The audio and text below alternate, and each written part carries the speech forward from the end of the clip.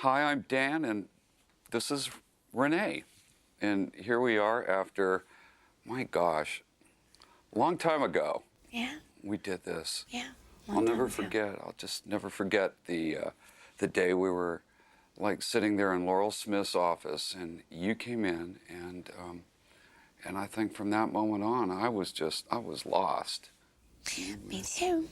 But it was instant. It was so instant. I just, even before you started reading, I knew you were noveling. It was so strange because it was so unlikely. It was such an unlikely thing It was. to have happen.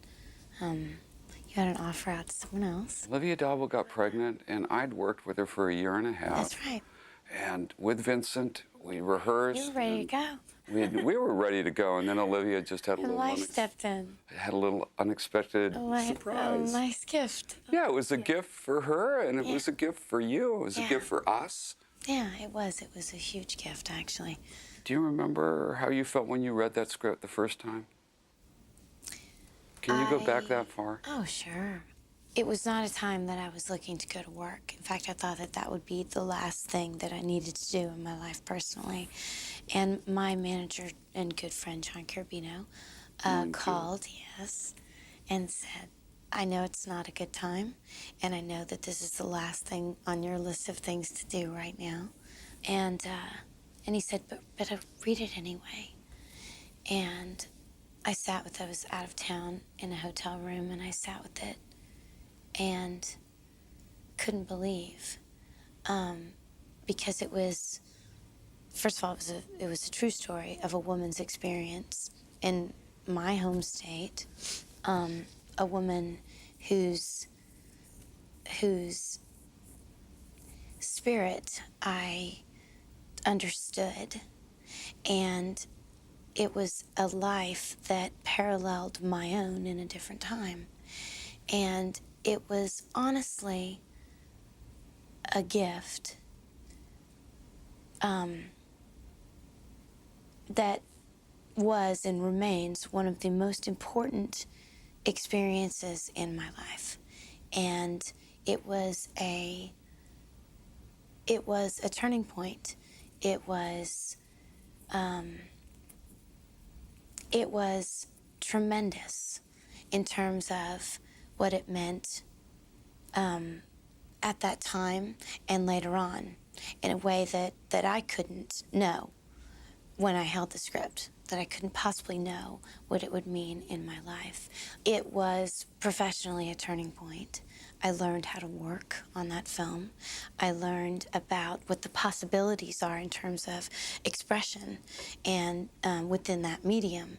Having worked with Vincent and with you and with Claudio under the circumstances that we found ourselves working under, it was unforgettable. And I know it's one of the reasons why Cameron Crowe had faith to invite me to be part of Jerry Maguire. I'd never played a woman before, and that was important for him to see. How lucky was I to work with Vincent D'Onofrio and Renée Zellweger on my first film? And actually, the way you came to the project was... really weird. Yeah, it was really and weird. Unlikely. Very it was unlikely. very unlikely. Yeah. Very unlikely. And the whole movie getting financed... The unlikely. was unlikely. Yes. I mean, they didn't want to do it. I know, a story of unrequited love. And a true story. And a small story. A very small story, but I think we were all possessed at that point. It wasn't hard to feel it, do you know? It wasn't hard. It wasn't hard to live it. In those towns, as hot as it was, and as pared down as the experience was in terms of the production itself and the amenities that were available to us. You know, you had to be creative. You didn't have a choice. And Vincent, you know, he was such a mentor, I think, to all of us, wasn't he? Oh, he was a gift from God. He was captaining the ship with you, and he was... Oh, he saved my ass so many times from the Bond company coming in, and when they would come in and say, let's cut out a scene, and Vincent would say, Dan, you don't have to go to the trailer, I'll go to the trailer. And he would go in and explain his theory about palettes and colors Yeah, and paints, yeah. and confuse them so much, but scare them a little bit too. So they were very good to us. Oh, So Vincent. Yeah, he's I still to this day I will not forget the things that he taught me on that film.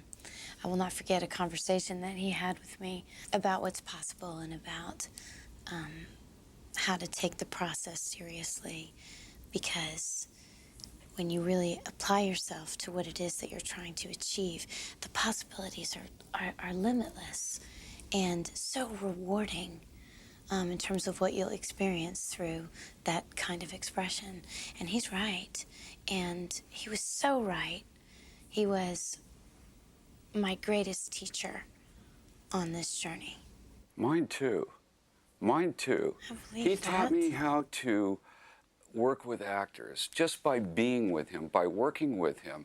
You know, and I had the luxury of working with him for about a year and a half before we actually hit the set. And I'll never forget when I started breaking down the character. It was exactly because I wanted to know all about the character before they got to the script. Right. So I handed him these pages, and I'll never forget him reading that and going, "We're going to get along." and I was going to talk about, and you covered it a lot, about the experience of shooting it, like us working 18 hours a day. Oh, that was a short day. I mean, that was a short day. It was a short day. That was a short day. It would make me laugh from then on, actually, after that experience. If anyone ever complained about being hot on a set, or that we were working our 13th hour, Right. or, that the food wasn't good. It made me laugh. Oh my God. Well, it was in the middle of nowhere at all, and they had no refrigeration because there was no money for Oh my God, refrigeration. yeah. And we didn't break when we were supposed to break, so those poor craft service people were trying so hard, desperate to make food for us that was safe, because they had to time it, and we would never break when the food was fresh. We would break a couple hours later just because we'd be in some strange ravine and have to haul. Right. Or, try and get back up from these massive rock climbing excursions. And not be able to eat the food because it'd been sitting out far too long. And by that time it stayed hot under the sun. It definitely stayed hot. It was a big salad summer. I think I'm gonna have some salad. And then we go look at the salad, and there would be 1,000 Withered and flies on it. We'd shoo them away. I'm not really that hungry. God, the experience was amazing. It was challenging, but it was such a love-filled, joyful project that it wasn't a burden, really, at all. It was fun to wear the nylon stockings under the wool skirts and the hats and the gloves and the scarves, because the material was so beautiful and the story was so beautiful, and it was such a joy every day to go work in those beautiful places. My God. Walking down the riverbeds, walking along the riverbeds and skipping stones. I mean, what a way to go to work every day. And, fighting the chiggers. Thank you very much. Renee turned us on to sulfur, which I would put on my socks every day to keep the bugs from eating my leg. Chiggers from chewing your legs off, yeah. And avoiding the bull nettle so you didn't picnic on it. God, how about that day I'm sitting on the porch, and it's such an intense scene, and there's this huge spider, this big, like looming right over my head. I mean, The only if thing the I'm heat afraid doesn't of- kill you, the critters will. Yeah. Yeah, it's true. One of the things I wanted to ask you too was being back in Texas. Did that help you get into your character, just being in that world where we were? Oh, sure. Yeah, it's different. Yes. It feels different and it smells different. You understand why people move the way that they do. When you feel that heat, it's truly, it was very important to be, to be there in the towns. Right. Just on the sidewalks as they would be, on the porches like they would be. Right. And the porch swings placed where they're supposed to be to catch the breeze because you need it. Just all of it. It always plays into a character, but it just made it a more truthful experience, not having to pretend the heat or pretend that the tactile experience of being there. I loved Novelin. I loved everything about her. I loved her spirit. I loved her strength. I loved that she was a visionary. I loved how stubborn she was. I loved the story. I loved what they shared, the two of them. I loved that ultimately this man was her inspiration to achieve, to try, to venture out and try to live her dreams. All of them. Yes. In his absence, she was inspired Yeah. to live her greatest dreams. It always blew me away that she never actually, after that relationship, she was so tumultuously devastated that she never actually wrote until she was 76 years old. And what did she write about? She wrote about him. She wrote about him. And how, isn't that something? Listen, Renee, thank you so much for coming today. It thrills me that, you know, that this is going to come out and that people will see it. Yes. Because it was such a quietly, it was put out into the world so quietly. Like at Christmas time with $1.50 spent in the advertising? Sorry. Did they spend $1.50? No, it was Really? $1. It was $1.25. Yeah, I knew you were exaggerating. It was $1.25. But you know what? No, it's a beautiful human story, and it's a film for people who love films, and it's a film for it's inspiring. You know, it's a story about the human spirit, and it's such a pure film.